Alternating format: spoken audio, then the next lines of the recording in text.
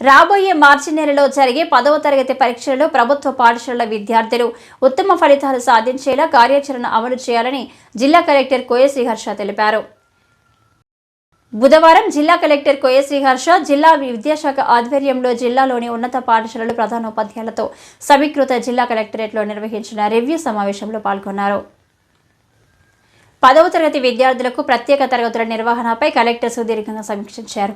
ఈ సందర్భంగా జిల్లా కలెక్టర్ కోయ శ్రీహర్ష మాట్లాడుతూ రాబోయే మార్చి నెలలో జరిగే 10వ తరగతి పరీక్షల కోసం ఇప్పటి నుండి ప్రణాళిక సిద్ధం చేసుకుని విద్యార్థుల స్థాయి పెంచి వారి సామర్థ్యాల ప్రకారం మంచి ఫలితాలు సాధించేలా చర్యలు తీసుకోవాలని అన్నారు.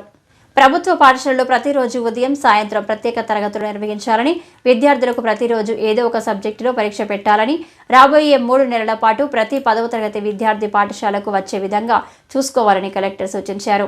ఈ కార్యక్రమంలో జిల్లా విద్యాశాఖ అధికారి డి మాధవి, జిల్లా సమగ్ర శిక్ష సమన్వయకర్త పిఎం షేక్, సంబంధిత అధికారులు తదితరులు పాల్గొన్నారు.